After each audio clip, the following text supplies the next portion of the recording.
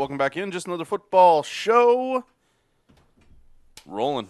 Yep, we're looking at a rematch here, right? Baltimore Ravens, Tennessee Titans. Coming up. Third time in about a year, and the Titans have been the top dogs. So we're going to see if the I think it might work out to like third time in Right- almost right a full around, calendar yeah. year. It's almost. That game was. 11th. Yeah. yeah, yeah. just a couple days off. Yeah, so it's just one of those things where they're almost entirely, not fully, but almost entirely switched roles here, and we're going to see if the Ravens now can pull what I guess numerically, seed-wise, would be an upset, but It depends on who you ask. yeah. So I'm very excited for this one. I know that both our fans are gonna be excited for us. We got Steve, we got Shane, our Titans fan, one of my favorite guys. So. We got a lot of S fans. Yes, Steve, very many Shane, a couple Shanes. S fans, but Is there a Sean in there somewhere? two of my favorite guys. Yep, sure is. Yeah, it's going to be a good one. I think I'm looking forward to this matchup the most. So let's get Shane on the line. Hop right in. I think Sit right down. I think we got to close out with Steve because I know Steve's going to bring the energy. Steve always brings the energy. There's no doubt about it. So let's get Shane on the line, see what he thinks about his underdog at home, Tennessee Titans. Steve's at 11 always. All right, so another playoff matchup coming your way. Probably the one I think I'm most excited You've been waiting for this all season. Well, I think this is a fun game. I really do. I think we got a lot of stinkers this weekend. Once we're looking back at it next week, this game I think should be a fun one. We had to welcome back Shane, our Titans fan. He rode with us through the playoffs last year. Shane, thanks for hopping on with us and talking about this game. Guys, thank y'all for having me again. It's always fun. So where to begin? I mean, I guess the initial question is right. So is Titans versus Ravens is it a rivalry? So this will be 3 times in a year span, right? And roughly a year span. If you're going to gauge like what a rivalry is, doesn't one of the teams have to be competitive in that That's rivalry? not even remotely true. Not remotely true, right? Only one side has to. But the Tennessee Titans have won 2 of the games so far. So they won back in January 2020, and then they won again when they played this year. They won. It was closer than the previous game, but back in November, Tennessee beat them 30-24. So Shane, do you consider the Ravens kind of a rival? Oh, absolutely. I mean, back when the Titans were not in the AFC South, that was a regular every year battle with the Ravens. And, it's kind of restarted since the resurgence of the Titans kind of being able to make it to the point of being competitive. Now, we've seen, the last year when Lamar was MVP and this year with both teams being kind of red hot when they played. And like you said, it's a little bit closer now than it has been in the past. But we're kind of definitely at the point now that this game, I mean, they, looking at it earlier, I think out of the last playoff games that the Titans have had, 5 of them been against the Ravens in the franchise history. So it's kind of at the point that they are, if we want to get to the promised land, we got to find a way to beat them. I trust Mike Vrabel here in this team. Like I had kind of joked about Tennessee having this team's number the past couple times they've played. I don't see them looking past Baltimore. I don't have that feeling coming from a Vrabel team. And I like this team coming in here. Like you said, coming in pretty red hot. Yes, it took some late heroics to knock off Deshaun Watson and the Houston Texans. That's a divisional game. You never know how those two teams are going to match up. But Tennessee, to me, if I look at differences between this year and last year, I think they're a more well-balanced football team. Very effective with Tannehill through the air, as well as Derrick Henry just turn around and give him the football, and he's running guys over. Well, I think that we're a different team than last year, almost bipolar than where we were last year. Because last year, going into this point of the season, the game plan was to go into a game with Derrick Henry steam-heading our offense and then allowing our defense to keep us in ball games. And right now, that's just not the case for us. So, it's flipped on its head now that our defense is, it's kind of been historically documented now how, little we're able to get after the quarterback right now and how we're having trouble keeping people from scoring points. But on the flip side of that, if you give us the ball, we're going to score. Yeah, and a lot of that is with Derrick Henry still, but Tannehill stepped up in a big way. A.J. Brown stepped up in a big way. One of only a handful of wide receivers ever to start his career with back-to-back 1,000-yard receiving seasons. A.J. Brown has been he was surprising last year, but it's more surprising this year that he was able to stay consistent. Yeah, he was able to replicate at high level. Yeah. The thing that is showing up here, just looking at the kind of raw stats, is that Tennessee leads the league in takeaways or in takeaway differential, so they have plus 11 on the season. Baltimore is pretty stingy with the ball themselves. They're in the plus column as well. Do you think that Tennessee is going to be able to get it off of a good, solid running team? We're talking about Tennessee is the second best rushing team in the league, and Baltimore, especially after that game on Sunday against the Bengals, is now actually the top rushing team in the league. So you think takeaways are going to be something that comes easy for you? Well, I think that with a team that runs the ball as well as the Ravens do, you have to kind of live and die off of being able to stop that and force Lamar into throwing the ball. And it's kind of what they did to him last year in the playoff game. We weren't able to do it as much this year in the regular season, but if you can kind of keep him at bay, I mean, you guys were talking about having their number, Vrabel talking about having their number. If you can kind of game plan Deshaun where you can have enough people to stop that run game and beat those guys on the outside man to man and make Lamar Jackson throw that ball into tight spots and play on it. I think that we've got the guys on the back end to match up with who they have on the outside.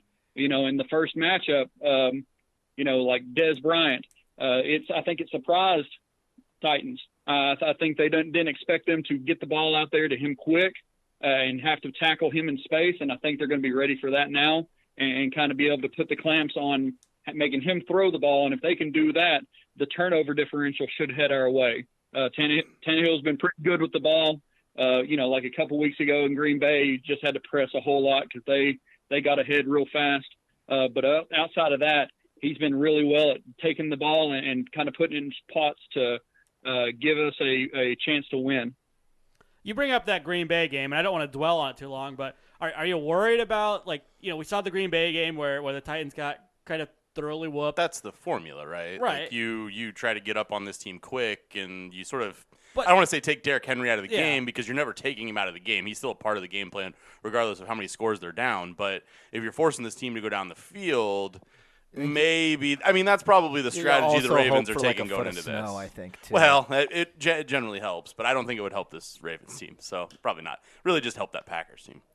Yeah, it's, is there any fear? Because the Packers had a good night that night. It wasn't a huge throwing game, but Rodgers, but extremely efficient. And Devontae Adams, helped me out immensely in fantasy that night. I don't think I could have done it without, but then the Texans have a pretty good game against you as well. So you're kind of coming in, even though that was a win against the Texans, you're kind of coming in with a couple of good offensive performances against you. So are you worried about the defense right now? Well, and the thing right now with the Titans defensively, we're struggling against good passers. And not to take anything away from Lamar as an athlete or Lamar as a football player, but as a quarterback against us, he wasn't great. And even in that first matchup, it was a lot harder for him to find open men than I don't think anybody would say he's in the same category throwing the ball as Aaron Rodgers or Deshaun Watson. No. And so I think that's where we kind of have the opportunity to make it a different game. We can hang with a guy that throws like he does and receivers that are kind of a lesser quality than the Devontae Adams or the Brandon Cooks. That's true. Yeah, that was the point I was getting ready to make. It's not so much Lamar, whether he can or can't get the ball downfield. He can get the ball to his receivers.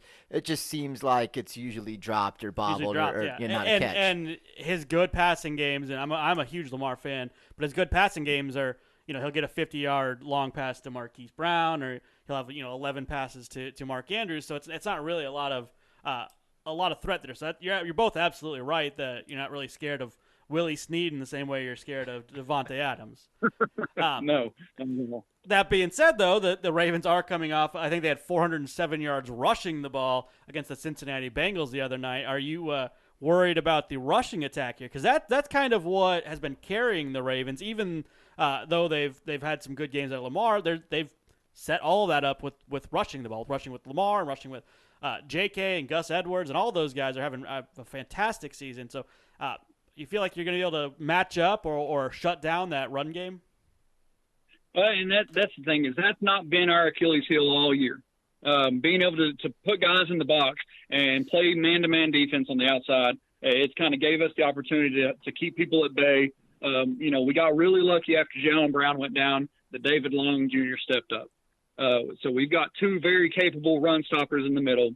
We've got Jeff Simmons holding the whole fort down with Daquan Jones in the middle. I think if you can make Lamar Jackson have to be the guy that goes horizontally and let those other tailbacks, Dobbins, he's having a great year, but if you can make those guys be vertical into the run stoppers we've got, that's the point. That's if you're a Titans fan and they're running the ball, you feel the best. Yeah, I get that. Yeah. Jeffrey Simmons is just, and he's not really talked about a lot because he plays on the interior of the line. He plays for the Titans, or don't get the national coverage, but he's been fantastic. He plays with a mean streak. He is dominant. He's absolutely shut down run games on his own. So I think you're right there. If they're kind of forcing it up the middle, or if they're forcing Lamar to kind of get tricky to make some yards, that's not going to go as hot as it has against the Bengals or the Giants or the other not great competition. I guess I'm trying to find a nice way to say this, but lesser competition. Yeah, you didn't find a good way about that at all. Well, I could have been a lot more mean.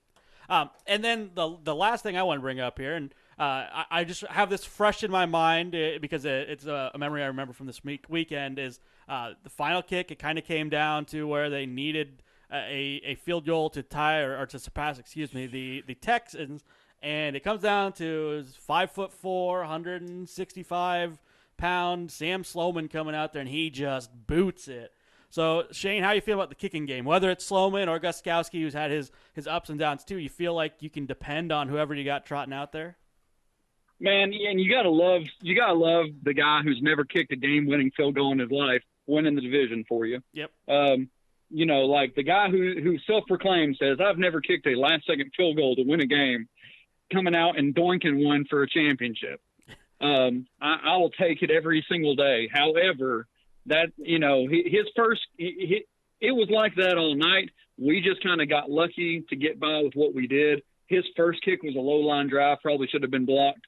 The first timeout kick that he kicked looked so much better than the doink. Yeah. I know the Titans have had their struggles with Gostkowski kind of earlier in the year, but I think he finally righted the ship and kind of got back to where he was in his, kind of in his groove. And then COVID stuff kind of, and it's been that way for everybody. So, no excuses for anybody. Titans special teams this year we don't have, it was completely poetic justice that a practice squad kicker had to kick the kick to win the championship for us after the year the Titans have had on special teams. But I think that if we had the choice, you got to go with Gostkowski. Guy's got playoff experience and has done it. I think that guy goes down in Titans lore forever, being able to just come off the practice squad and show up and win. You just talk about comfortability. You got to feel like Gostkowski gives you the best chance. I got to apologize. I did Sam Sloman wrong. He's 5'8", 205. Oh, so yeah, he's so mad listening to the podcast right now. He's basically he's basically the same body as me. No. I'm 5'8", and I weigh a little bit less than him. I'll say it. I'll put that out there. I weigh a little bit less than him. Hit a 15-yarder. You get a 15-yarder? I think I can hit a 15-yarder. Yeah. Give me the cleats. Give me a couple practice kicks. You didn't get I guess you did get a practice. You get the one. You get multiple practice kicks. He was kicking all the field goals. Got the warm-ups. Yeah. All right, Shane, you know how this works. We got to get you to pick this game for us and give us what you think the final score there is going to be. Oh, boy. Yeah. It's different than last year. I think you're looking at a let's say 35-31 Titans win. All right. That's about where they have the spread. Sounds like a fun game. I won't say which way it's going, but that's about what Vegas has too for the spread. Pretty close. All right, man. Well, if all goes well for you, we'll be getting a hold of you next week to talk about a probable trip to Kansas City, I guess. That's what the winner of this game's looking at, probably, unless something crazy happens in the other ones. Unless all wild cards win. Yeah, I mean, crazy things happen, so we don't know. But hopefully we'll be talking to you next week. I appreciate that. All right, man. Appreciate it. Thanks for the time. All right, thanks for your time, guys. All right, well, what would it be if we're talking Ravens football if we didn't get Steve on the line to talk about this matchup? Steve, your team flying high, getting in. How you feeling? I'm feeling pretty good, guys. I'm telling you what, 5 games in a row, we had to do it to make a playoff run, and we got it taken care of. Yeah, you had to get it done. You were in a situation when you're on the outside looking in. I've followed your social media as these games come up, and you've said week after week, playoffs start now. This is a playoff game, a must-win game for this team, and you're kind of right. And thank goodness that Lamar had to go to the bathroom. Yeah, I know that game. Everything is sort of like switched into overdrive for him since that point. It's like a big weight came off of his I'm saying shoulders. I want to say no shit, but we really don't know. Yeah, we don't know for sure. But this is a team that, expectations were high coming into the season. Struggled, had some, just head-scratching losses throughout early part of the year. Lamar, I think Lamar, some people still want to throw some shade at him, give him a little bit of, What? I want to ask. This passing game isn't as great because Lamar can't throw. But I think it's the flip side of that. I think Lamar has almost overachieved with what he's got outside of Mark Andrews. You bring in Des Bryant. He's been a little more effective the last couple of weeks, had a couple touchdowns. But Marquise Brown has not really taken that next step in which you wanted him to. He's dropped a lot of footballs. You've kind of got, Willie Snead was supposed to be the answer, but I don't think anybody's too shaking in their boots to steal a line from Ryan about Willie Snead being there. So what is your thoughts about Lamar, his improvement from year to year, and then, the way the rest of this receiving group is kind of shaken out this season? Well, what I have to say is that, I think a lot of the pundits and everybody, having an opinion about, just how our offense works all the time. I just want to say that, everybody wanted us to prove it that we could do it, or, we, as in Lamar Jackson, could do it through the air. When, reality is, obviously he's one of the best athletes here in the league, and you got to let the boy run and use his tools the way he needs to do. Well, him being the kind of guy that wants to prove everybody wrong, I think him and our offensive coordinator kind of got caught up in that narrative, and they tried to do too much and try to get too cute with the passing game instead of maybe just letting Lamar do him, And as for the receiving core, I think a lot of that really, I think that just was us running into a couple decent running defenses at the beginning of the season, and a lot of teams kind of shutting our run down knowing that we wanted to. So we got put in those positions to have to pass all the time, and it didn't work out for us. Well, now that our running game, which is kind of crazy to say, our running game's off and running crazy right now, we're down.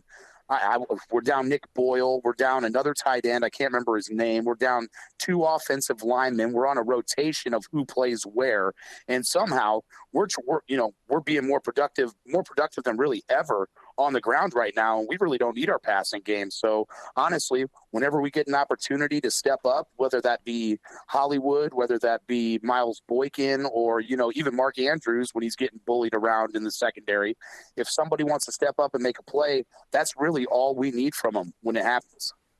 So we've seen here just the last couple of weeks. I mean, the running game, you talked about how it's sort of evolved over the season, and they've looked these last few weeks. I mean, you can make an argument on who they've played, but this running game has looked as sharp as it gets. Best in the league. J.K. Dobbins is just blowing up. He's straight nasty. Yeah, He's nasty. This team, it looks like they're finally willing to commit to him, which was something they weren't doing early in the season. Do you see that continuing? Or do you think he's the guy going into the postseason? Or are we going to see more Gus Edwards in there? I mean, we haven't really seen any Mark Ingram, but Gus has been stealing some carries. I mean, I know if you're running a whole lot, you got to sort of committee it out and break it up to touches and everything. But J.K. Dobbins has looked real sharp these last couple of weeks. Oh, he's been great. He's been off the chain. Like, I mean, it's been awesome to watch him progress as the season's gone on. And to be honest with you, at the beginning of the season, I'm like, I want to get this guy some touches and see what he can really do. And honestly, when Mark Ingram got hurt, I think that was like the best thing you could have possibly done. Like, it could have happened for him. And now that, he's actually gotten those touches, I think they're starting to see who the real playmakers are on this offense. And not to mention, Mark Ingram never really scares you going sideline to sideline. He's always been a thumper up the middle. Well, now that you can stretch a defense out and not only just key on Lamar Jackson going to the outside, you got to key on Devin Duvernay or Hollywood Brown, or now J.K. Dobbins going to the outside as well. So you can't really focus just on one guy on this offense making a big burst play for you. Yeah, it's not really the huge receiving threat that people want to see, or that it's not the crazy passing games that people want to see out of Lamar, but it is an efficient passing game, right? You can pass to the running backs there. I know that Gus has been really good, but the J.K. Dobbins, like you said, him coming on the last couple of weeks has been absolutely massive, and it gives them almost a little bit more consistency to the run game, which is the furthest thing that they needed in the first place, because they were one of the best rushing teams in the league, and then they just kick it up a notch now. By the end of the season, they are the top rushing team in the league. Almost 200 yards per game is their average, with 191. So I think that you're absolutely right that Lamar was trying to prove people wrong, and maybe the team was yeah, we can do this. We can kind of prove. You don't need to. You didn't need to do any of that. Let Lamar be Lamar. Let Lamar cook. Yeah. Yep, so, our identity is run the fucking football. That's as straight as an arrow as it gets, and we just got away from it for a little bit, and now we're back on track, and I'm hoping we can take this right into the playoffs. It's funny that you say your identity is run the fucking football, because on the flip side of things, there's another guy coming in, coming up, whose identity is literally run the fucking football, or I'm going to run you over. How do you guys slow Derrick Henry? How do you stop a Derrick Henry like that? Obviously, the answer is to, keep him off the field. But what do you do defensively to sort of counteract what he's been able to do, especially against this Baltimore team? He's had pretty good success in the past. Well, I'll tell you what, here's the biggest deal. Earlier in the season, we faced Tennessee, and I can't remember if it was like a little handful of everything, but like if, COVID and injuries, but we were down Brandon Williams and Calais Campbell in that game.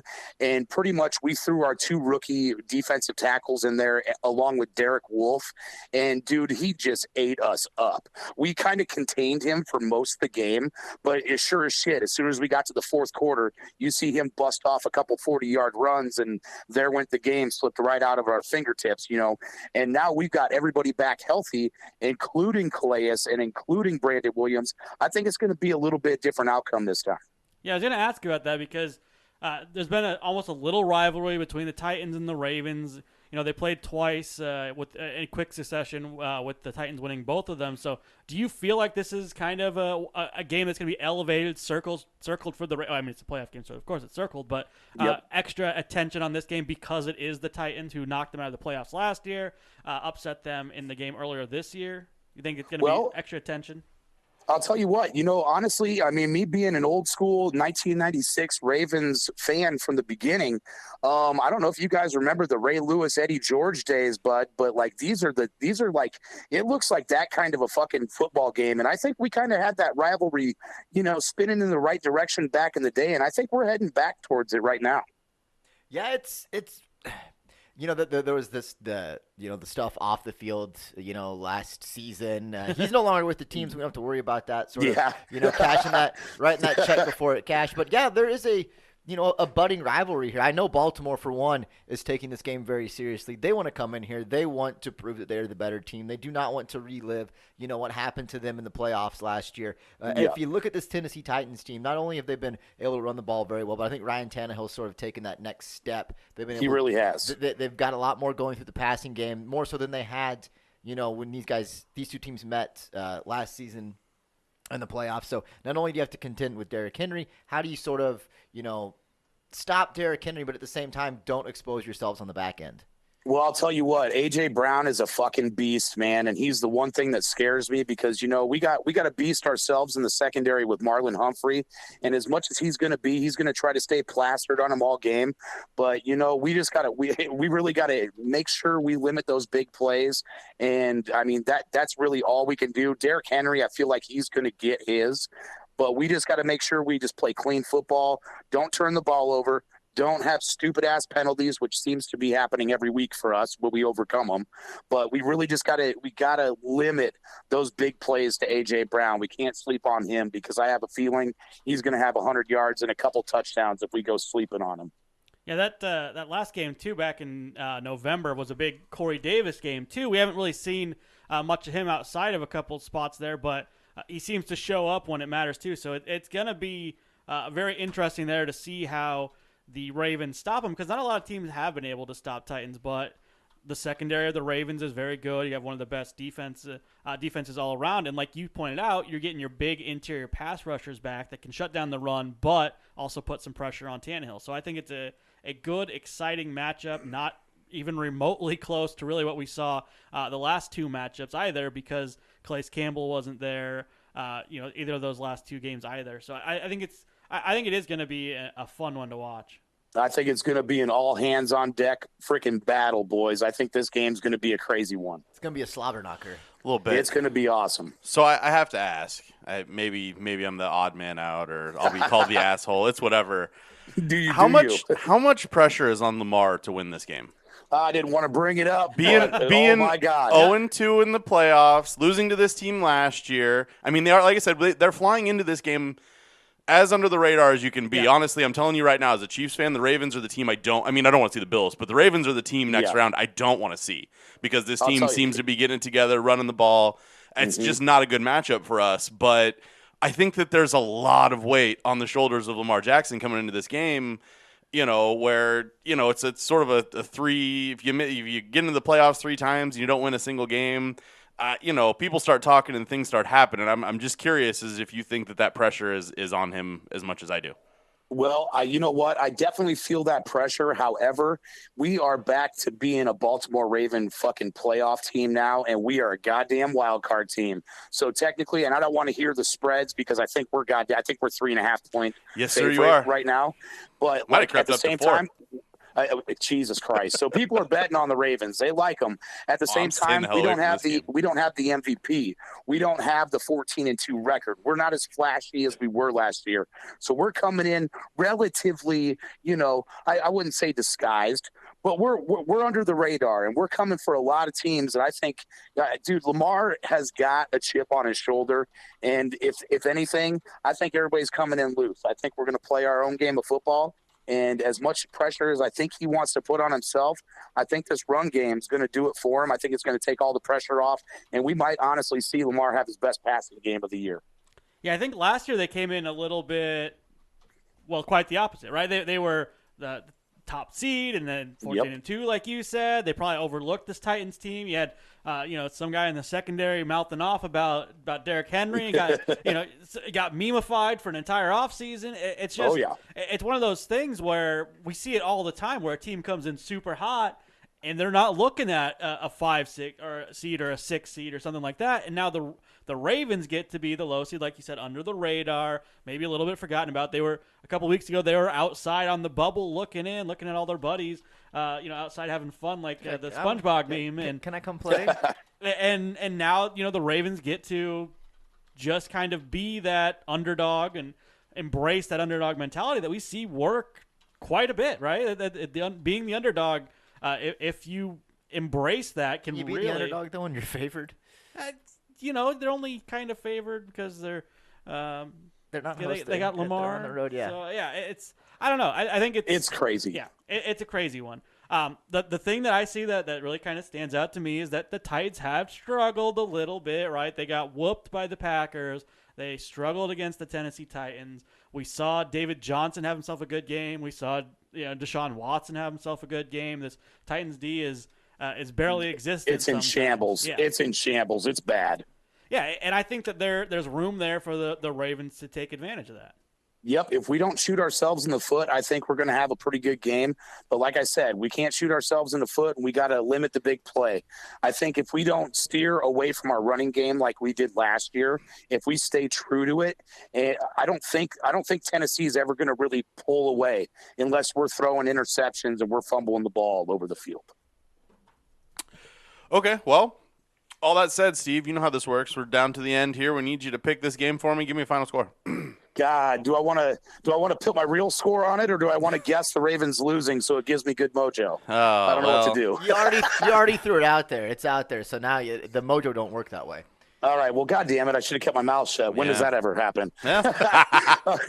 All right. So how about we go with, I'm going to go with 33-24. 33-24 Ravens. All right, sir. If you're correct, you know how this works. We'll be talking to you next week. Hell yeah, boys. You guys have yourself a hell of a night tonight, and can't wait for this weekend worth of football. Indeed. Going to be a fun one. 6 games. Nothing but sitting in front of the TV watching football. All weekend. Oh, I cannot wait. All right, My kids are going to be pissed. They're going to want to go outside and play and sled. I'm like, nope, sorry, it's football time. I'm saying I just got a girlfriend to piss off, so that's pretty good for me. There you go. Small victories. All right, Yes. man. Take it easy. We appreciate your time. As always, look forward to talking to you next time. Hell yeah. Later, boys. Later. See you, Steve. All right, only a few more left. We're down to it. Yeah. We're past the halfway mark. That's the important part. Like you said before we heated things up here on the mics, the first Sunday game, I mean, this one's going to hit you like a Bloody Mary, right? We're reeling from yesterday a little bit, and you're going to get a great Might have a Bloody Mary game. I'm This a is a mimosa guy. I'm a mimosa guy. Mimosa's a brunch thing, sure. Yeah. I would say, and you know what? Take this with a grain of salt, but have yourself a Bellini. It's a mimosa, but with peach juice instead. Yeah, very Bellini's good. fantastic. I use the term mimosa loosely. Well, I'm the it guy. has a name. It has a name. I'm the guy at the juice bar Give me during a little during champers brunch, and some just juice. adding everything in there. But, Yeah, peach is very good. This one's gonna wake you right up, though. I think Should be. I think this is a fun one. This is the one I have marked down on the calendar. I think for the best game of the weekend.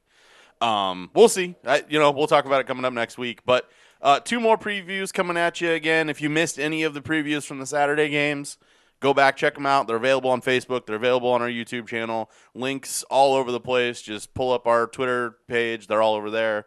Easy to find. Make sure you guys are giving us a retweet, a share, whatever it is. We love to see it and appreciate all of the love that we're hopefully getting over the course of these previews. This is 2 of my favorite fans: Shane for the Titans and Steve for the Ravens. The old stalwart, the legend himself. So always bringing the energy. Yep. Good stuff. Yep. Love it. All right. So until here a little bit later when we break down the next game for 2 great fans, as Ryan just said, 2 of our favorites. And for these 2 fuck sticks, this has been just another football show. Bye. See ya.